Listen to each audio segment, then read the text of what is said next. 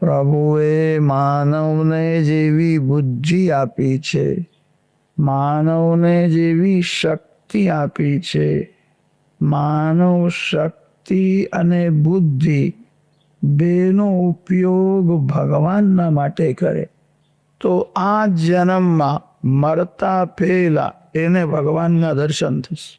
સાધારણ માનવ બુદ્ધિ અને શક્તિનો ઉપયોગ પૈસા માટે કરે છે.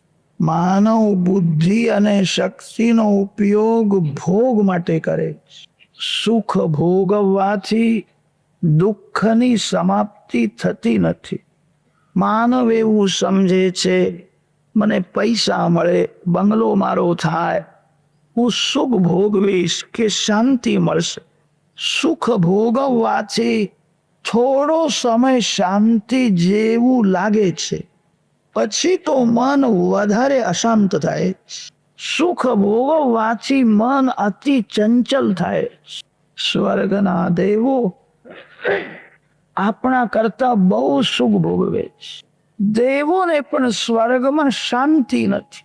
દેવો એવી ઈચ્છા રાખે છે ભારતમાં કોઈ વૈષ્ણવના ઘેર મારો જન્મ થાય. આપણો ભારત દેશ સ્વર્ગ થી પણ શ્રેષ્ઠ છે. સ્વર્ગના દેવો ભારતની પ્રશંસા કરે છે. સ્વર્ગના દેવ લોકો ભારતવાસીઓના વખાણ કરે છે. દેવોને એવી ઈચ્છા છે કે ભારતમાં વૈષ્ણવના ઘેર મારો જન્મ થાય. અહો અમીષામ કિમકારી શોભનમ પ્રસન્ન એષામ વિદુત સ્વયં હરિ યૈર્જન્મ લબ્ધમ નૃષુ ભારતાજિરે મુકુંદ સેવૌપૈકમ સ્પૃહાયના. સ્વર્ગ ભોગ પ્રધાન દેશ है, ભારત ધર્મ પ્રધાન ભક્તિ પ્રધાન દેશ. ભા શબ્દનો અર્થ થાય છે જ્ઞાન, ભા શબ્દનો અર્થ થાય છે ભક્તિ, ભા શબ્દનો અર્થ થાય છે ધર્મ. ભાયામ રતા ભારતા, જે જ્ઞાન મને ભક્તિમાં રમે છે.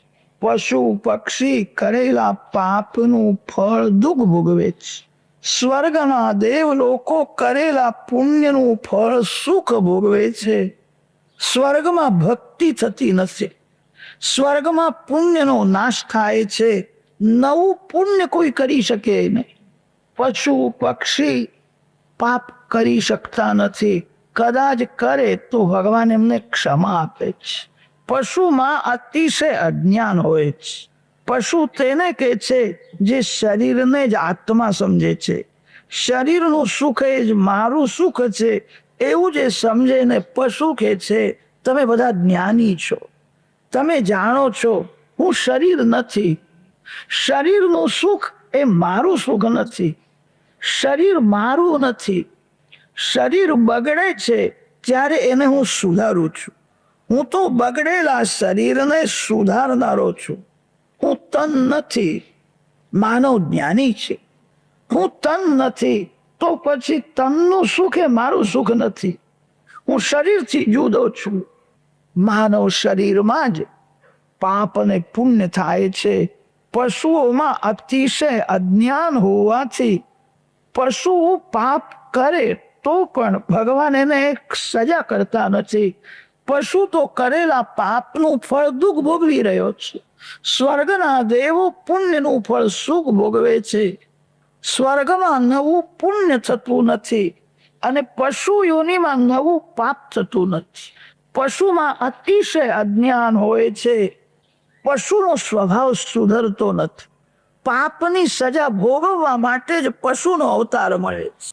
પશુને કોઈ દિવસ હસતો જોયો છે? પશુ કોઈ દિવસ હસતો નથી. પશુ દુઃખ ભોગવે છે. પશુ સુખ ભોગતો નથી. એને કરેલા પાપનું ફળ દુઃખ ભોગવવાનું છે. પશુનો સ્વભાવ કોઈ દિવસ સુધરતો નથી. પશુમાં અતિશય અજ્ઞાન હોય છે. બિલાડીએ ઉંદરની હિંસા છોડી છે એવું જોયું નથી, સાંભળ્યું નથી. જન્મથી મરે ત્યાં સુધી એ ઉંદરને મારે છે. એના પેટમાં અજીરણ હોય તો પણ મારે છે. એનો સ્વભાવ સુધરતો નથી. માનવનો સ્વભાવ સુધરે જ. તમે નાના હતા ત્યારે તમારો સ્વભાવ જેવો હતો એવો આજે નથી. સ્વભાવ સુધર્યો જ. અને તેથી તો તમે બધી પ્રવૃત્તિ છોડીને કથામાં આવીને બેઠા જ છો. તમારો થોડો સ્વભાવ સુધર્યો જ. તમે ભગવાનના નામનો જપ કરશો, શાંતિથી કથા સાંભળશો, હજુ સ્વભાવ સુધરશે. જેનો સ્વભાવ અતિ સરળ, અતિ શાંત છે, એને મરતા પહેલા જ મુક્તિના જેવો આનંદ મળે છે. માનવના દુઃખનું કારણ એનો ખરાબ સ્વભાવ છે. પુસ્તકો વાંચવાથી સ્વભાવ સુધરતો નથી, શબ્દ જ્ઞાન વધે છે. કથા બરાબર સાંભળે, કથાનો એક એક સિદ્ધાંત યાદ કરે, ભગવાનના નામનો જપ કરે, ભગવાનના સદગુણ જીવમાં આવે તો સ્વભાવ સુધરે છે. માનવનો સ્વભાવ સુધરે છે. આ કથા સાંભળ્યા પછી તમારો થોડો પણ સ્વભાવ સુધરવો જોઈએ. કથા સાંભળ્યા પછી તમારો સ્વભાવ ન સુધરે તો માનજો મેં કથા સાંભળી જ નથી. મેં તો સાંભળી, આ મહારાજને હજુ બરાબર કથા કરતા જ આવડતી નથી. તમે શાંતિથી બરાબર કથા સાંભળો અને વિવેકથી બરાબર સંત કથા કરતા હોય તો કથા સાંભળ્યા પછી થોડો સ્વભાવ સુધરે. કથા સાંભળ્યા પછી નવો જન્મ થાય છે. કથા સાંભળ્યા પછી પાપ છોડવાની ઈચ્છા થાય છે. કથા સાંભળ્યા પછી પ્રભુમાં થોડો પણ પ્રેમ વધે છે. માનવનો સ્વભાવ સુધરે છે. માનવેતર કોઈનો સ્વભાવ સુધરતો નથી. માનવ પાપ છોડી શકે છે. માનવ બહુ સાવધાન રહે તો સર્વકાળ ભક્તિ કરી શકે. પાપ અને પુણ્ય માનવ શરીરમાં જ થાય. માનવ સાવધાન થઈને ભક્તિ કરે તો આ જન્મમાં એને ભગવાનના દર્શન થશે. કોઈ માનવ એવો સંકલ્પ કરે કે આ જન્મમાં મારે કરોડપતિ થવું છે, અશક્ય છે, નહીં થાય. આખો દિવસ એ પૈસાના પાછળ પડે, પૈસા માટે બહુ પ્રયત્ન કરે તો પણ એ કરોડપતિ થઈ શકે નહીં. કરોડપતિ થવું અશક્ય છે. ભગવાનના દર્શન કરવા અશક્ય નથી. તમે આજ એવો સંકલ્પ કરો, મારે ભગવાનના દર્શન કરવા છે. મારા જીવનનું લક્ષ્ય હવે પૈસો નથી, પરમાત્મા છે. મારું જીવન હવે કેવલ ભોગ માટે નથી, ભગવાનના માટે. સત્સંકલ્પ ભગવાન સફળ કરે. સંકલ્પ બે પ્રકારના હોય છે, સત અને અસત. જે સંકલ્પના પાછળ કોઈ વિકાર છે, વાસના છે, કપટ છે, સુખ ભોગવવાની ઈચ્છા છે, એ અસત સંકલ્પ છે. અસત સંકલ્પને ભગવાન સાથ આપતા નથી. જે સત સંકલ્પ કરે છે, સત શબ્દનો અર્થ થાય છે પરમાત્મા. ઓમ, તત અને સત, આ ત્રણ નામ ભગવાનના છે. સત સંકલ્પ કરો, મને પરમાત્માના માટે સંકલ્પ કરો, ભગવાન સાથ આપશે, સફળ કરશે. સત્યનારાયણની કથામાં સાંભળ્યું હશે, ગરીબ બ્રાહ્મણ હતો, એને એવી ઈચ્છા થઈ કે મારે સત્યનારાયણની પૂજા કરવી. એની પાસે એક પૈસો નથી. કેવી રીતે સત્યનારાયણની પૂજા કરે? એને સત્યનારાયણની પૂજા કરવાની તીવ્ર ઈચ્છા હતી. એને નિશ્ચય કરો, જે કંઈ મળે તે હું નારાયણને અર્પણ કરીશ. એ ભિક્ષા માગવા ગયો, એને તે દિવસે ભિક્ષામાં ઘણું ધન મળ્યું. પ્રચુરમ દ્રવ્યમ આપતવા. એને સત્યનારાયણની પૂજા કરી, એને પ્રસાદ મળ્યો, એને પરમાત્મા પણ મળ્યા. એને કેવલ શીરો ખાવાની ઈચ્છા હોત ને તો કદાચ ભગવાન સફળ ન કરે. એને કેવલ શીરો ખાવાની વાસના નથી, એને પરમાત્માને પ્રસન્ન કરવાની, દર્શન કરવાની ભાવના હતી. એને પ્રસાદ મળ્યો અને પરમાત્મા પણ. તમે એવો સંકલ્પ કરો, મારે ભગવાનના દર્શન કરવા છે. શ્રી કૃષ્ણ દર્શનથી દુઃખનો અંત આવશે. બહુ સુખ ભોગવવાથી દુઃખની સમાપ્તિ થતી નથી. ઝૂંપડીમાં રહેનાર દુઃખી છે એવું નથી. જે બંગલામાં રહે છે, જે રાજમહેલમાં રહે છે, એ પણ દુઃખી છે. પ્રાચીન કાળમાં મોટા મોટા રાજાઓ રાજમહેલ છોડીને અમારા ઋષિઓના આશ્રમમાં જતા. રાજાઓને રાજમહેલમાં સુખ તો મળતું હતું, શાંતિ મળતી નહોતી. સુખ ભોગવવાથી શાંતિ મળતી નથી. શાંતિ પરમાત્માના દર્શનથી મળે. ભગવાનના દર્શન કરો. કદાચ તમને એમ શંકા થશે કે મારે, તમે કહો છો ભગવાનના દર્શનથી શાંતિ મળે છે, હું તો મંદિરમાં રોજ દર્શન કરવા જાઉં છું. ઘણા લોકોનો નિયમ હોય છે, મંદિરમાં દર્શન કર્યા વિના પાણી પીતા નથી. સારું છે, ભગવાનના રોજ દર્શન કરું છું, પણ શાંતિ નથી. મંદિરમાં જઈને ભગવાનના દર્શન કરે એ સારું છે. મંદિરમાં જે ભગવાનના દર્શન કરે છે એને સાધારણ શાંતિ મળે. મંદિરમાં ભગવાનના દર્શન કરવા એ સાધારણ દર્શન છે. સાધારણ દર્શનથી સાધારણ શાંતિ મળે. મંદિરમાંથી બહાર નીકળ્યા પછી ભગવાન દેખાતા નથી, મન અશાંત થઈ જાય. મંદિરમાં જે ભગવાનની ભક્તિ કરતો હતો એ મંદિરમાંથી બહાર નીકળ્યા પછી આંખથી મનથી પાપ કરે. તેથી એમ સિદ્ધ થાય છે મંદિરમાં ભગવાનના દર્શન કરે એ બહુ ઉત્તમ દર્શન નથી, એ સાધારણ દર્શન છે. સાધારણ દર્શનથી થોડો સમય શાંતિ મળે. કેટલાક લોકો તો એવા હોય છે મંદિરમાં બહુ ભીડ હોય અને તે ભીડમાં કદાચ કોઈનો ધક્કો લાગી જાય તો મંદિરમાં ભગવાનના સન્મુખ એમને ક્રોધ પણ આવી જાય છે. કેટલાક તો યાદ રાખે છે કે મને એને ધક્કો માર્યો છે, વખત આવવા દો, મને હું એને ધક્કો માર્યો. ધ્યાનમાં રાખે. મંદિરમાં મન અશાંત થાય, મંદિરમાં ક્રોધ આવે, મંદિરમાં પણ કોઈ વખત મન બગડી જાય. મંદિરમાં ભગવાનના દર્શન કરવા એ સાધારણ દર્શન છે. મંદિરમાંથી બહાર નીકળ્યા પછી તમને જે દેખાય ત્યાં ભગવાનના દર્શન કરો. મંદિરમાં ભાવના કરવી પડે છે. આંખને ભગવાન દેખાતા નથી, આંખને પથ્થરની મૂર્તિ દેખાય છે. આંખને પથ્થરની મૂર્તિ દેખાય છે તો પણ વૈષ્ણવ એવી ભાવના કરે છે આ પથ્થરની મૂર્તિ નથી, આ ભગવાન છે. લોખંડમાં જેમ અગ્નિનો પ્રવેશ થાય છે તે મૂર્તિમાં ભગવાનનો પ્રવેશ થાય છે. લોખંડને અગ્નિમાં તપાવ્યા પછી એને કોઈ લોખંડ સમજીને સ્પર્શ કરે તો શું થાય? લોખંડને અગ્નિમાં તપાવ્યા પછી લોખંડ રહેતું નથી, એ અગ્નિ થઈ જાય. લોખંડમાં જેમ અગ્નિનો પ્રવેશ થાય છે તે મૂર્તિમાં પરમાત્માનો પ્રવેશ થાય છે. જે ભગવાન વૈકુંઠ ધામમાં છે, જે ભગવાન સાકેત ધામમાં છે, જે ભગવાન કૈલાસ ધામમાં છે, એ જ કૃપા કરીને મૂર્તિમાં પ્રવેશ કરે છે. આંખને ભલે મૂર્તિ દેખાય, વૈષ્ણવોને મંદિરમાં ભાવનાથી ભગવાનના દર્શન થાય. આજે ભગવાનના દર્શનમાં આનંદ આવ્યો. પથ્થરની મૂર્તિ જોવાથી આનંદ આવે છે.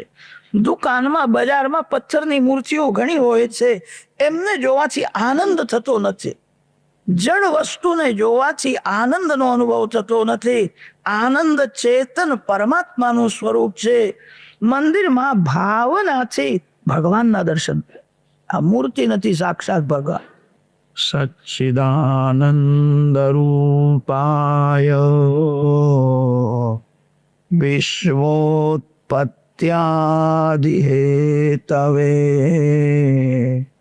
તાપત્રય વિનાશાય શ્રી કૃષ્ણાય અયં નમઃ.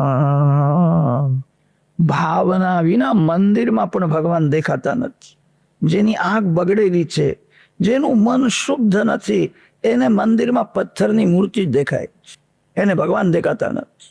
ભગવાનના દર્શન કરવા હોય તો ભાવના કરવી પડે છે. શુદ્ધ ભાવથી ભગવાન દેખાય. જેની આંખ પવિત્ર છે, પ્રભુ પ્રેમમાં ભગવાનનું સ્મરણ કરતા જેનું હૃદય થોડું પીગળ્યું છે, એને મંદિરમાં ભગવાન દેખાય. એને એવો અનુભવ થાય છે આજે ભગવાન આનંદમાં છે, આજે મને જોઈને કાલમાં ધીરે ધીરે હસે છે, પ્રસન્ન છે. કોઈ પણ માનવ પ્રવૃત્તિ છોડે છે અને પરમાત્માના માટે શાંતિથી જ્યારે બેસે છે ત્યારે ભગવાન ગાલમાં ધીરે ધીરે હસવા લાગે છે. મારો દીકરો હવે થોડો સયાનો થયો છે એવું લાગે છે. મારા માટે એને બધું છોડી દીધું છે, શાંતિથી હવે કથા સાંભળવાનો છે. ભગવાન ગાલમાં કોઈ કોઈ વખત સ્મિત હાસ્ય કરે છે. દર્શન કરનારને કોઈ કોઈ વખત ભગવાન નજર આપે છે અને ત્યારે દર્શનનો આનંદ મળે છે. ભગવાનના દર્શનથી આનંદ થાય છે. પથ્થરની મૂર્તિ જોવાથી આનંદ મળતો નથી. મંદિરમાં આંખને તો પથ્થરની મૂર્તિ જ દેખાય છે. શુદ્ધ ભાવથી ભગવત સ્મરણ કરતા જેનું હૃદય પીગળ્યું છે એને એવું લાગે છે આ સાક્ષાત ભગવાન પ્રસન્ન છે. કોઈ કોઈ વખત દર્શન કરનારને એવો અનુભવ થાય છે આજ ભગવાન નારાજ થયા છે, આજ મને જોઈને હસતા નથી, આજે મને નજર આપતા નથી, પ્રભુ નારાજ થયા છે એવું લાગે છે. પથ્થરની મૂર્તિ નારાજ થાય નહીં અને પથ્થરની મૂર્તિ કોઈ દિવસ રાજી પણ થાય. ભગવાન નારાજ થાય છે, ભગવાન પ્રસન્ન પણ થાય. માનવનાથે કોઈ પાપ થઈ જાય અને પાપ કરીને કોઈ મંદિરમાં દર્શન કરવા જાય ને તો ભગવાન એને નજર આપતા જ નથી. પાપી મંદિરમાં દર્શન કરવા આવે તો એને જોતા ભગવાનને પણ સંકોચ થાય છે. મારો દીકરો છે, પાપ છોડતો નથી, એને હું બધું આપવા તૈયાર છું. પાપ કરીને કોને શાંતિ મળી છે? કોઈ જીવ પાપ કરીને ભગવાનના સન્મુખ જાય તો એને જોતા ભગવાનને પણ સંકોચ થાય છે. મારો દીકરો છે. પાપ કરીને દર્શન કરે તો એવું લાગે છે આજે ભગવાન હસતા નથી, પ્રસન્ન દેખાતા નથી, આજે નારાજ થયા. દર્શન કરનારને એવો અનુભવ થાય. મંદિરમાં ભગવાનના દર્શન જેમ ભાવનાથી કરો છો તેમ મંદિરમાંથી બહાર નીકળ્યા પછી કોઈ સ્ત્રી દેખાય, કોઈ પુરુષ દેખાય, તે સ્ત્રી પુરુષોમાં ભગવાનની ભાવના કરો. એના કપડાને જોશો નહીં, એના ચામડીને જોશો નહીં. માનવ દેહને જુએ છે અને તેથી એને દેવના દર્શન થતા નથી. તમને બધાને દેવના દર્શન કરવાની ઈચ્છા છે, શરીરને શું કરવા જુઓ છો? આ શરીર મળમૂત્રથી ભરેલું અશુદ્ધ છે. અંદર હડકાઓ છે, એક પાતળી ચામડીથી ઢાંકી દીધું છે અને તેથી થોડું સુંદર જેવું લાગે છે. આ પાતળી ચામડી ઉખડી જાય અને અંદરનો મસાલો બહાર આવે તો જોતા ઘૃણા આવે. ચામડીને શું કરવા જુઓ છો? દેહને જોવાની જરૂર નથી.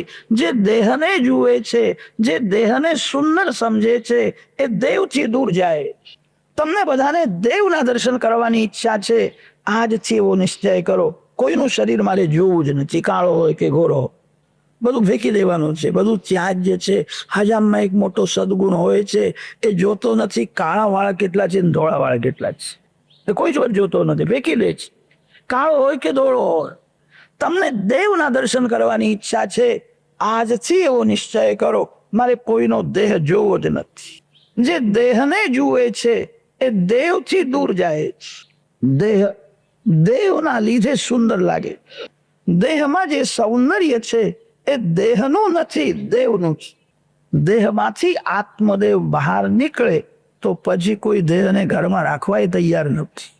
કેટલાક લોકો તો ઉતાવળ કરે છે, જલ્દી બહાર કાઢો નહીં તો વજન વધી જશે. દેહમાં સૌંદર્ય દેહનું નથી, દેવનું છે.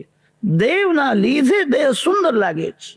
પ્રત્યેક માનવમાં દેવના દર્શન કરો, તમને બહુ શાંતિ મળશે, તમારું મન બગડશે નહીં. મંદિરમાં મૂર્તિમાં ભગવાનના દર્શન કરે એ સાધારણ દર્શન છે. પ્રત્યેક માનવમાં જે ભગવાનને જુએ છે, મંદિરમાં ગયા પછી પણ ભાવના તો કરવી જ પડે છે. ભાવના કર્યા વિના મંદિરમાં ભગવાન દેખાતા નથી. પ્રત્યેક માનવ શરીરમાં ભગવાનની ભાવના કરો. તમે જે દેવની પૂજા કરો છો, જે દેવના નામનો તમે જપ કરો છો, એ દેવ તમારા ઘરમાં જ છે એવું નથી. એ દેવ સર્વનો આધાર છે. એ દેવ સર્વશક્તિમાન છે. પ્રત્યેક માનવમાં દેવના દર્શન કરો. માનવમાં દેવના દર્શન કરે તો જગતનું ઘણું દુઃખ ઓછું થઈ જાય. માનવમાં ભગવાનના દર્શન કરે તો મન બગડે નહીં. મંદિરમાં મૂર્તિમાં ભગવાનની ભાવના કરે છે. માનવ શરીરમાં ભગવાનની ભાવના કરતો નથી. માનવ શરીરમાં પણ ભગવાન છે. ઈશ્વર સર્વભૂતાનામ હૃદ્દેશે અર્જુન તિષ્ઠતિ. તમારામાં ભગવાન ન હોય તો તમે શાંતિથી બેસી શકો જ નહીં. તમારા અંદર દેવ છે. અત્યારે તમે બધા દેવ જેવા જ બેઠા છો. તમારા અંદર દેવ છે. બોલવાની શક્તિ ભગવાન આપે છે, સાંભળવાની શક્તિ ભગવાન આપે છે, જોવાની શક્તિ ભગવાન આપે છે. ભગવાન શક્તિ ન આપે તો કાન હોવા છતાં માનવ બહેરો થઈ જાય. ભગવાન આંખને જોવાની શક્તિ ન આપે તો આંખ હોવા છતાં માનવ આંધળો થઈ જાય. આંખને કાનને શક્તિ પરમાત્મા આપે છે. પ્રત્યેક માનવ શરીરમાં ભગવાનના દર્શન કરો. યદ વાચાનભ્યુદિતમ યેન વાગ અભ્યુદ્યતે તદેવ બ્રહ્મત્વમ વિદ્ધિ મેદૈ યદિદમ ઉપાસતે. બોલવાની શક્તિ ભગવાન આપે છે. ભગવાન જ બોલે છે. ભગવાન શક્તિ ના આપે તો માનવ બોલી શકે નહીં. પ્રત્યેક માનવમાં ભાવનાથી ભગવાનના દર્શન કરો. જગતના સ્ત્રી પુરુષોમાં જે ભગવાનને જુએ છે એનું મન બગડતું નથી, એને બહુ શાંતિ મળે છે. તુલસીદાસ મહારાજ સતત ભક્તિ કરતા હતા. તેથી તુલસીદાસ મહારાજને જગતના સ્ત્રી પુરુષોમાં સીતારામના દર્શન થતા. એમને કોઈ સ્ત્રી દેખાતી નથી ને કોઈ પુરુષ દેખાતો. જગતના સ્ત્રી પુરુષોમાં એમને શ્રી સીતારામજીના દર્શન થયા. સંસારને સુધારવો અશક્ય છે. સંસારને કોઈ સુધારી શક્યો નથી. તમે આંખને સુધારો. તમારા આંખમાં ભગવાનને રાખજો. સિયા રામમય સબ જગ જાની, કરવો પ્રણામ જોરી જુગ પાની. મંદિરમાં ભગવાનના દર્શન કરો, જગતના સ્ત્રી પુરુષોમાં ભગવાનના દર્શન કરો, પશુ પક્ષીઓમાં ભગવાનના દર્શન કરો. આપણો સનાતન ધર્મ તો ત્યાં સુધી કે છે પૃથ્વીમાં પરમાત્માના દર્શન કરો. માર્ગમાં ફૂલ પડ્યું હોય તો તે ફૂલ ઉપર તમે પગ મૂકીને આગળ જશો? તમે ફૂલ ઉપર પગ મૂકતા નથી. તમને ફૂલમાં ભગવાન દેખાય છે. મારું પગ ફૂલ ઉપર પડે તો ફૂલનું અપમાન થશે. ફૂલનું અપમાન ભગવાનનું અપમાન છે. ફૂલમાં લક્ષ્મીનો નિવાસ છે, પાણીમાં પરમાત્મા છે. પાણીનો દુરુપયોગ કરવો નહીં. પાણીનો અનાદર ન કરો. પાણીમાં પરમાત્મા છે. પાણીમાં જે મીઠાશ છે, પાણીમાં જે મધુરતા છે, શીતલતા છે, એ ભગવાન છે. તેથી તો પાણી પીવાથી શાંતિ મળે છે. કોઈ માણસને બહુ તરસ લાગી હોય, એને 1000-2000 રૂપિયા આપો, એને શાંતિ મળશે? એ કહે છે કે એક પૈસો તમારો મને જોઈતો નથી, મને થોડું ઠંડુ પાણી આપો. પાણી પીવાથી શાંતિ કેમ મળે છે? પાણીમાં પરમાત્મા છે. પૃથ્વીમાં પરમાત્મા છે, જળમાં પરમાત્મા છે, તેજમાં, વાયુમાં, આકાશમાં પરમાત્માની જ સત્તા છે. અને તેથી તો વૈષ્ણવો સવારે ઉઠ્યા પછી ધરતી માને વંદન કરીને પગ મૂકે છે. તમે સવારે જાગ્યા પછી ધરતી માને વંદન કર્યા વિના પગ ધરતી ઉપર મૂકશો નહીં. ધરતી માં છે. પૃથ્વીના પતિ પરમાત્મા નારાયણ છે. આપણા ગુજરાતમાં દ્વારકાનાથ વિરાજેલા છે. દક્ષિણ ભારતમાં તમે જાઓ, વેંકટેશ બાલાજી મહારાજ વિરાજેલા. વેંકટેશ બાલાજી મહારાજના મંદિરમાં 12 મહિમાસ અતિ ભીડ હોય. ગમે ત્યારે જાઓ. ધર્મ દર્શન કરવા હોય તો 7 કલાક 8 કલાક તપશ્ચર્યા કર્યા વિના ધર્મ દર્શન થાય નહીં. આજકાલ લોકો હવે પૈસા આપીને આગળ જવા લાગ્યા છે. ધર્મ દર્શન કરવા હોય ગમે ત્યારે જાઓ, 12 માસ અતિ ભીડ હોય છે. શ્રી વેંકટેશ બાલાજી મહારાજના મંદિરમાં જેવી ભીડ દેખાય છે એવી જગતના કોઈ મંદિરમાં ભીડ સર્વકાલ અતિશય ભીડ હોય છે. બાલાજી મહારાજનું સ્વરૂપ અતિ દિવ્ય છે. એમનું નામ છે ત્રિપતિ બાલાજી. 3 દેવીઓના એ પતિ છે, તેથી એમનું નામ ત્રિપતિ છે. શ્રી દેવી, લીલા દેવી और ભૂદેવી, આ 3 દેવીઓના એ પતિ છે, તેથી એમને ત્રિપતિ કે છે. ત્રિપતિનો અપભ્રંશ કર્યો તિરુપતિ બાલાજી. મૂળ શબ્દ છે ત્રિપતિ. શ્રી દેવી, ભૂદેવીના પતિ પરમાત્મા છે. પૃથ્વી બધાની માં છે. પૃથ્વીના પતિ પરમાત્મા નારાયણ છે. અને તેથી પૃથ્વી માતાને વંદન કરીને પછી પગ મૂક. તમે તો કરતા જશો એટલે વધારે કે કહેવાની જરૂર નથી. અને કરતા ન હોય તો એ કથામાં હમણાં પછી કરજો. પૃથ્વી માતાને વંદન કર્યા વિના પગ મૂકવો નહીં. કેટલાક લોકો કંઈ માનતા જ નથી. એમને બહુ ગુસ્સો આવી જાય તો હાથમાં જે હોય તે ધરતીમાં જોરથી ફેંકી દે. સાહેબને બહુ ગુસ્સો આવી જાય તો ધરતી ઉપર પગ પછાડે. ઓ મોટો સાહેબ, ભગવાન કીધે તું ઉપર આવે, ફીર તને બતાવું જ છું. પૃથ્વી માં છે. પૃથ્વી માતાને વંદન કરો. માનવ ક્રોધમાં પૃથ્વીનું અપમાન કરે છે, પણ પૃથ્વી માતાને કોઈ દિવસ ક્રોધ આવતો નથી. પૃથ્વી માતા સહન કરે છે, ક્ષમા આપે છે. મારો દીકરો ભાન ભૂલ્યો છે અને તેથી મારું અપમાન કરે છે. પૃથ્વીમાં સહન કરે છે. પૃથ્વીમાને કોઈ દિવસ ક્રોધ આવતો નથી. કદાચ પૃથ્વીમાને ક્રોધ આવી જાય તો શું થાય? અરે પૃથ્વીમાને ક્રોધ આવી જાય તો બધાનું અચ્યુતમ કેશવમ થઈ જાય. જગતમાં કોઈ બાકી રહેશે જ નહીં. પૃથ્વીમાં સહન કરે છે. પૃથ્વીમાં ગંધ રૂપે, જલમાં રસ રૂપે ભગવાનની સત્તા છે. જે ભગવાન વૈકુંઠમાં વિરાજેલા છે એ ભગવાન મંદિરમાં છે. જે ભગવાન માનવ શરીરમાં છે એ જ પશુ પક્ષીઓના શરીરમાં પણ છે. એ જ પૃથ્વી જળ તેજ વાયુ આકાશમાં છે. સર્વમાં ભાવનાથી ભગવાનના દર્શન કરવાની ટેવ પાડો, તમને બહુ શાંતિ મળશે. આજે જગતમાં દુઃખ વધ્યું છે એનું એ જ કારણ છે મન બહુ બગડ્યું છે. મન બગડે એટલે દુઃખ વધે છે. મન જેનું અતિ શુદ્ધ છે એ જ્યાં જાય ત્યાં શાંતિ છે. જે સર્વમાં ભગવાનના દર્શન કરે છે એક દિવસ એને પોતાના અંદર પણ ભગવાન દેખાય છે. અરે સર્વમાં ભગવાન છે તો પછી મારા અંદર કોણ છે? તમારા અંદર પણ ભગવાન છે. પણ તમારા અંદર વિરાજેલા ભગવાનના દર્શન કરવા હોય તો મંદિરમાં દર્શન કરો, માનવમાં દર્શન કરો. સર્વમાં ભગવાનના દર્શન કરતા જે દેહને ભૂલે એને આત્મ સ્વરૂપમાં દેવ દેખાય. જેને દેહનું ભાન છે એને દેવના દર્શન બરાબર થતા નથી. દેહાભિમાને ગલિતે વિજ્ઞાતે પ્રત્યેક આત્મની યત્ર યત્ર મનો યાતિ તત્ર તત્ર સમાધયા. સર્વમાં ભગવાનના દર્શન કરતા જે દેહને ભૂલે છે તેને આત્મ સ્વરૂપમાં પરમાત્માના દર્શન થાય. લાલી મેરે લાલ કી સબ જગ રહી સમાય, લાલી દેખન मैं गई और मैं भई हो गई लाल. ગોપીઓને જયારે દર્શન કરવાની ઈચ્છા થાય ત્યારે ઘર છોડીને યશોદા માના ઘેર જતી બાલકૃષ્ણને નિહાળે છે, પ્રેમથી દર્શન કરે છે. ધીરે ધીરે ગોપીઓનો પ્રેમ વધવા લાગી. તો ગોપીને હવે ઘરમાંથી જ શ્રી કૃષ્ણના દર્શન થાય. તમે મંદિરમાં જઈને દર્શન કરો છો સારું છે, તમે જ્યાં બેઠા છો ત્યાંથી ભગવાનના દર્શન કરો. કેટલાક લોકો તો એવા હોય છે કે કથામાં બેઠા બેઠા એમને ઘરના દર્શન થાય છે. પણ કથામાં છે દેખાય છે ઘર, આવું કેમ થાય છે? મનમાં ઘર છે, ઘરનું સ્મરણ થાય છે અને તેથી દેખાય છે ગોપીના મનમાં શ્રી કૃષ્ણ છે. હવે તો ગોપીને જમનાજીના કિનારે શ્રી કૃષ્ણના દર્શન થાય છે, કદંબના ઝાડમાં શ્રી કૃષ્ણના દર્શન થાય છે. ગોપી જયારે પ્રેમથી કૃષ્ણ કૃષ્ણ બોલે એવું લાગે છે કે જમણી બાજુમાં શ્રી કૃષ્ણ છે, કોઈને એવું લાગે છે કે ડાબી બાજુમાં શ્રી કૃષ્ણ છે. ગોપી પ્રેમથી કૃષ્ણ બોલે એને એવું લાગે છે મારા સન્મુખ શ્રી કૃષ્ણ. ગોપી સર્વમાં શ્રી કૃષ્ણના દર્શન કરતા હું સ્ત્રી છું એ ભૂલી ગઈ. કોઈ પુરુષ સાથે મારું લગ્ન થયું છે, હું કોઈની પત્ની છું, હું કોઈની માં છું, કોઈની દીકરી છું, કોઈની બહેન છું, હું સ્ત્રી છું એ પણ ભૂલી ગઈ. જ્યારે સ્ત્રીત્વની વિસ્મૃતિ થઈ ત્યારે ગોપીને આત્મ સ્વરૂપમાં શ્રી કૃષ્ણના દર્શન થયા.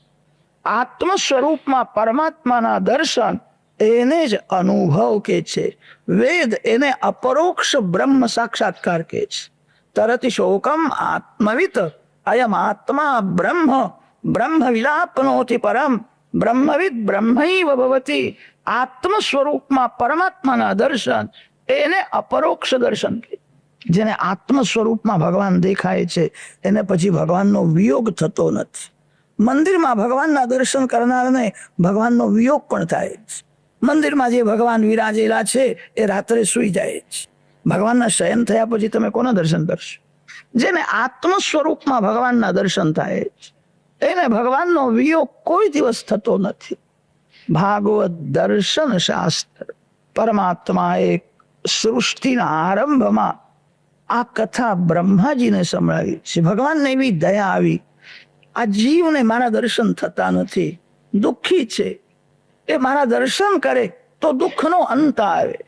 અનાદિકાળથી જીવ સંસારમાં રખડે છે, સંસારમાં સુખ ભોગવે છે, એને દુઃખ પણ બહુ ભોગવવું પડે છે.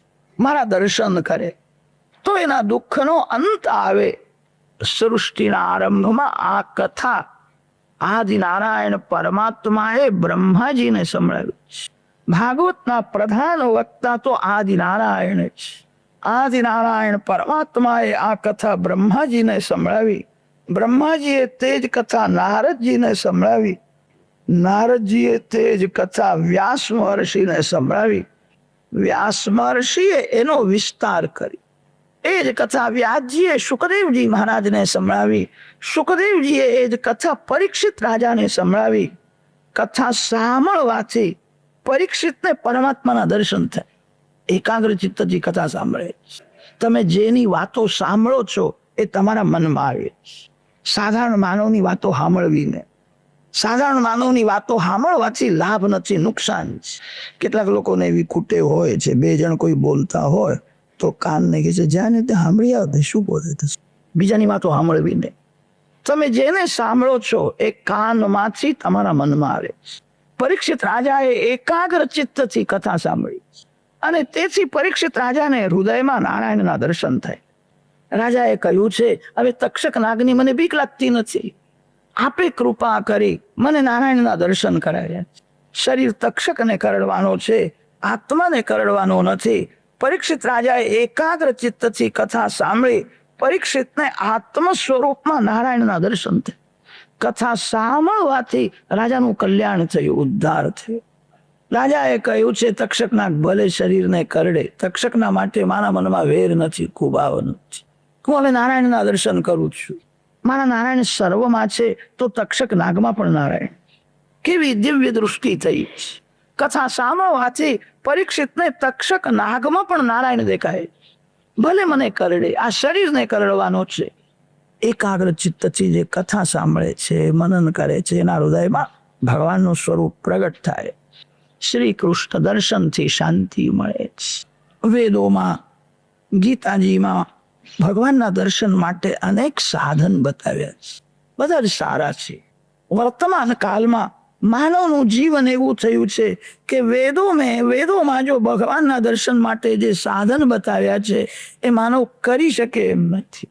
વેદ ભગવાન એવું કે છે ભગવાનના દર્શન કરવા છે તો બધું છોડી દે, શાંતિથી એકાંતમાં જઈને બેસો. જ્યાં કચરો પડ્યો છે, જ્યાં ઉકરડામાં અત્તરની વાસ કોઈ દિવસ આવતી નથી. તમારે ભગવાનના દર્શન કરવા છે, બધું છોડી દો. આ બધો કચરો છે, કચરામાં અત્તરની વાસ આવે નહીં. વેદાંત કે છે બધું છોડીને શાંતિથી બેસો. ત્યાગે નહીં કે અમૃતત્વમ આનશુ ન કર્મણા ન પ્રજયા વેદાંત વિજ્ઞાન સુનિશ્ચિતાર્થા સંન્યાસ યોગાદ્યતે શુદ્ધ સત્વા. બધું છોડો બોલવું સહેલું છે, છોડવું બહુ કઠણ. મનથી ત્યાગ થતો નથી. કેટલાક લોકોને મંદિરમાં ભગવાનના દર્શન કરતા કરતા પણ ચપ્પલ યાદ આવી જાય છે ને બહાર રાખ્યા છે. બહુ ભીડ થઈ છે, કદાચ કોઈ ઉઠાવીને રહી જાય છે. નવા જ મનથી ત્યાગ થતો નથી. એકાદશીના દિવસે અન્નનું સ્મરણ કરે, એના એકાદશીનો ભંગ થઈ જાય. એકાદશીના દિવસે ભગવાનના સ્મરણમાં, ભગવાનના નામમાં એવા તન્મય બનો, અન્ન યાદ આવે નહીં. અન્નનું સ્મરણ કરે ને એકાદશીનો ભંગ થાય. કેટલાક લોકો એવા થયા છે દ્વાદશીનો બધો પ્રોગ્રામ 11ના દિવસે જ નક્કી કરે છે કાલે શું બનાવીશ. સચ્ચા ત્યાગ કબીર કા જો દિલ સે દિયા ઉતાર. મનથી ત્યાગ કરો, મનથી ભૂલી જાઓ. મનથી ત્યાગ થતો નથી. એક સાધારણ વસ્તુનો પણ માનવ ત્યાગ કરી શકતો નથી. કેટલીક માતાઓ કથામાં આવે ને તો છીકણીની ડાબડી પણ સાથે લઈને જ આવે, ઘરમાં મૂકીને આવે નહીં. ને મહારાજની નજર ન પડે તો ધીરે રહીને નાક ભરી. અરે મહારાજની નજર પડતી નથી, રામજી મહારાજની તો નજર પડે જ. રામજી બધાને જુએ જ. એક સાધારણ વસ્તુનો માનવ ત્યાગ કરતો નથી. એને કોઈ કે કામ ત્યાગ કરો, ક્રોધ ત્યાગ કરો, લોભનો ત્યાગ કરો, એ કેવી રીતે કરી શકે? એક તુચ્છ વસ્તુને પણ માનવ છોડી શકતો નથી. માયાએ માનવને ગુલામ બનાવી દીધો. ભાગવતમાં ત્યાગનો મહિમા વર્ણન કર્યો છે. વ્યાસજીને એવું લાગ્યું કે કલયુગનો માનવ ત્યાગ નહીં કરી શકે. ત્યાગ કરવો બહુ કઠણ છે. વ્યાસજીએ ભાગવતમાં એક સરળ ઉપાય બતાવ્યો. ત્યાગ ભલે ન કરો, બધું ભગવાનને અર્પણ કરો. ભગવાનને અર્પણ કર્યા વિના મારે કંઈ લેવું નથી. જેનો સ્વીકાર ભગવાન કરતા નથી એ મારાથી લેવાય નહીં. હું વૈષ્ણવ છું. ભગવાનને તમે દૂધ આપો તો દૂધનો ભગવાન સ્વીકાર કરે જ. કદાચ કોઈ ભગવાનને ચા અર્પણ કરવા જાય તો ભગવાન ન પાડે છે હું ચા લેતો નથી. દૂધ લેવાય. કેટલાકના મનમાં ખટકે છે ઠાકોરજીને અર્પણ કર્યા વિના પાણી પણ પીવાય નહીં તો ચા કેમ લેવાય? પછી ભગવાનને દૂધ અર્પણ કરી અને તે પ્રસાદી દૂધ ચામાં નાખે છે અને મને સમજાવી દે છે હવે ચા પણ પ્રસાદી થઈ ગઈ ને. ચા કેવી રીતે પ્રસાદી થાય? કે ભગવાનને અર્પણ કરેલ દૂધ ચામાં નાખે. વ્યાસજીને એવું લાગ્યું કલયુગનો માનવ ત્યાગ કરી શકતો નથી. ભગવાનને અર્પણ કરીને લે તો સારું છે. ઘરમાં જે કંઈ છે તે ભગવાનનું છે અને ભગવાનના માટે છે. ઘર છોડવાની જરૂર નથી. ઘરમાં સેવક થઈને રહેવાની જરૂર. ઘરમાં જે કંઈ છે તે બધું જ ભગવાનનું છે. અને તેથી તો વૈષ્ણવો ગામાં તુલસીની માળા ધારણ કરે છે. જે વસ્તુમાં તુલસી પત્ર પધરાવો એ કૃષ્ણાર્પણ થાય છે. ગામાં તુલસીની માળા ધારણ કરવાનો અર્થ એ છે આ શરીર ભગવાનને અર્પણ થયું છે. હવે આ શરીર ભોગ માટે નથી, આ શરીર ભગવાનના માટે. હું ભગવાનનો છું. ઘર ભગવાનનું છે. ઘરના માલિક ભગવાન છે. જે માલિક થઈને ઘરમાં રહે છે દુઃખી થાય. જે માલિક થઈને ઘરમાં રહે છે એને બહુ ચિંતા પણ થાય છે. જે સેવક થઈને ઘરમાં રહે છે એની ચિંતા ભગવાનને થઈ જાય. ઘરમાં માલિક થઈને રહેશો ને, લક્ષ્મી મારી નથી, લક્ષ્મી નારાયણની. લક્ષ્મી મારી છે એવું સમજે ને માર પડે. લક્ષ્મી કોઈ જીવની થઈ શકે નહીં. લક્ષ્મી તો નારાયણની શક્તિ છે, લક્ષ્મી ભગવાનની છે એવું જે સમજે છે એને લક્ષ્મીજી નારાયણના બોધમાં બેસાડો. લક્ષ્મી મારી છે એવું સમજે એને લક્ષ્મી ખાડામાં ફેંકી દે. કોઈ પણ જીવ લક્ષ્મીનો પતિ થઈ શકે નહીં. જીવ તો લક્ષ્મી પુત્ર છે. શ્રીમાનનો અર્થ લક્ષ્મી પતિ એવો નથી થતો. શ્રીમાનનો અર્થ થાય છે લક્ષ્મી પુત્ર છે. શ્રી માતૃત્વે યસ્ય અસ્તિ ઇતિ શ્રીમાં. લક્ષ્મીને જે માં માને છે, જો જે લક્ષ્મી પુત્ર છે એ જ શ્રીમાન છે. ઘરમાં સેવક થઈને રહે, જે ઘરમાં માલિક થઈને રહે છે એનું મન બગડે છે. જે ઘરમાં માલિક થઈને રહે છે એ પાપ કરે છે. મુનિમના હાથમાં શેષના રૂપિયા હોય છે, મુનિમ જાણે છે કે મારા નથી, મારે હિસાબ આપવાનો છે. લક્ષ્મી ભગવાનની છે. લક્ષ્મીનો વિવેકથી ઉપયોગ કરો. તમે બધા લક્ષ્મી પુત્ર છો. કોઈ જીવ લક્ષ્મીનો પતિ થઈ શકે એમ નથી. ઘરમાં સેવક થઈને રહે, તમારી બધી ચિંતા ભગવાનને થશે. જે ઘરનો હું માલિક છું એવું સમજે છે એને ચિંતા થાય. બજારના ભાવ બેહી જાય તો પણ મુનિમને ચિંતા થતી નથી. મુનિમ તો કઈ બેને સુઈ જાય છે. શેઠને ચિંતા થાય, ભાવ બેહી ગયા. મુનિમ જાણે છે મારો પગાર તો મને મળવાનો જ છે. માનવ માલિક થઈ શકે નહીં. માનવ મુનિમ છે, માલિક ભગવાન છે. ઘર છોડવાની જરૂર નથી. ઘરમાં સેવક થઈને રહેવાની જરૂર છે. તમારા ઘરમાં જે કંઈ છે એ પ્રભુએ તમને આપ્યું છે, વિવેકથી ઉપયોગ કરવા માટે આપ્યું છે. એનો ભગવાન હિસાબ માગશે. અને હિસાબમાં ગોટાળો હોય તો ગભરામણ બહુ થશે. ભગવાન માગે છે મેં તને આપ્યું હતું તે શું કર્યું? ઘરમાં સેવક થઈને રહે. ભાગવતનો આ સિદ્ધાંત. ગોપીઓને ઘરમાં જ ભગવાનના દર્શન થાય. એ ગોપી ઘર છોડીને ગંગા કિનારે ગઈ નથી. નરસિંહ મહેતાને ઘરમાં જ ભગવાનના દર્શન થાય. તુકારામ મહારાજ ઘરમાં રહેતા. ઘર છોડશો નહીં, ઘર છોડવું નહીં. ઘરમાં ગમે તેવો દુઃખનો પ્રસંગ આવે, જે અભિમાનમાં આવેશમાં ઘર છોડે છે એ બહુ દુઃખી થાય. સહન કરો, તમે સુખી થશો. સમય બદલશે એટલે બધું જ બદલવાનું. ઘરમાં ગમે તેવો દુઃખનો અપમાનનો પ્રસંગ આવે, ઘર છોડવું નહીં. ઘરમાં વિવેકથી રહેજો, ઘરમાં સેવક થઈને રહેજો. તમે બધા જ ઘર છોડીને ગંગા કિનારે જાઓ તો પછી હું કથા કોના આગળ કરું? તમે ઘરમાં રહો છો એ સારું કરો. ઘરમાં જ રહે, ઘરમાં સાવધાન થઈને રહે. ભાગવતનો આ સિદ્ધાંત છે. બધું ભગવાનને અર્પણ કરો. તમે ભગવાનના થઈ જાઓ, તમારી ચિંતા ભગવાનને થશે. ભાગવતની કથા માનવને નિર્ભય બનાવે છે. એક રાજાનો સિપાહી અક્કડમાં ચાલે છે. રાજાની મારા ઉપર કૃપા છે. આ જીવ જ્યારે ભગવાનનો બને છે ત્યારે જ નિર્ભય થાય છે. ભક્તિ કરવાથી માનવને ભગવાન મારા છે, ભગવાન મારી સાથે છે એવો અનુભવ થાય છે. ભગવાન મારી સાથે છે એવો જેને અનુભવ થયો એ નિર્ભય બને છે. રૂપિયા હાથમાં હોય તો માનવ અક્કડમાં ચાલે છે, મારી પાસે પૈસા છે. જે પરમાત્માને સાથે રાખે, ભક્તિ કરનારને એવો અનુભવ થાય છે ભગવાન મારી સાથે છે, હું એકલો નથી. ભગવાનની ભક્તિ કરે અને જેને બીક લાગે સમજવું એની ભક્તિ બરાબર નથી. ભક્તિ જે બરાબર કરે છે એની સાથે જ ભગવાન રહે છે, એ નિર્ભય બને છે. ભાગવતની કથા માનવને નિર્ભય બનાવે છે. ભાગવતની કથા માનવને નિસ્સંદેહ બનાવે છે. તમારા મનમાં કોઈ શંકા હોય એ પૂછવાની જરૂર નથી. શાંતિથી કથા સાંભળો. કોઈ વખત તમને એવો અનુભવ થશે મારા મનમાં શંકા હતી, આજની કથા મારા માટે જ થઈ હતી, મારી શંકા હવે દૂર થઈ ગઈ. વ્યાસ નારાયણ જેવો જગતમાં કોઈ મહાન બુદ્ધિમાન થયો નથી અને થશે. માનવના મનમાં કેવી શંકાઓ આવે છે, વ્યાસજી મહારાજ બધું જાણે છે, કોઈ વિષય છોડ્યો જ નથી. જે લોકો પ્રશ્નો બહુ પૂછે ને, સમજવું એ કથા સાંભળતા નથી. જે લોકો પ્રશ્ન બહુ પૂછે એ પરમાત્માની પ્રેમથી પૂજા કરતા નથી. પ્રભુની પ્રેમથી પૂજા કરે, ભગવાનના નામનો જપ કરે, એના હૃદયમાં ભગવાન આવે અને ભગવાન એને સમજાવે. આવું છે ભગવાન જેવું સમજાવે છે એવું કોઈ માનવ સમજાવી શકે નહીં. જે સેવા પૂજા કરતા નથી, જે જપ કરતા નથી, જે ભાગવતની કથા સાંભળતા નથી, એ પ્રશ્નો પૂછે. આ કથા જેવી દિવ્ય કરી છે. ભાગવતમાં કેવલ ભક્તિનું જ વર્ણન આવે છે એવું નથી. ભાગવતમાં વ્યવહારનો ઉપદેશ બહુ કર્યો છે. માર્ગમાં કેવી રીતે ચાલવું ભાગવતમાં લખ્યું છે. કેવી રીતે ખાવું, કેવી રીતે બોલવું ભાગવતમાં લખ્યું છે. ભાગવતમાં પુરુષનો ધર્મ સમજાવ્યો છે, સ્ત્રી ધર્મ સમજાવ્યો છે. પિતા કેવો હોવો જોઈએ ભાગવતમાં વર્ણન આવે છે. પુત્ર કેવો હોવો જોઈએ ભાગવતમાં વર્ણન આવે છે. માં કેવી હોવી જોઈએ, પત્ની કેવી હોવી જોઈએ ભાગવતમાં આવે છે. કોઈ વિષય છોડ્યો જ નથી. વ્યાસ નારાયણનો આ છેલ્લો ગ્રંથ ભાગવતની રચના કર્યા પછી કલમ મૂકી દીધી છે. હવે બોલવું નથી ને હવે કઈ લખવું પણ નથી. હજારો વર્ષો સુધી તપશ્ચર્યા કરી વ્યાસ નારાયણને જે અનુભવ થયો, વ્યાસ મહર્ષિએ કૃપા કરીને ભાગવતમાં તે બધું વર્ણન કર્યું છે. કોઈ વિષય બાકી રાખ્યો જ નથી.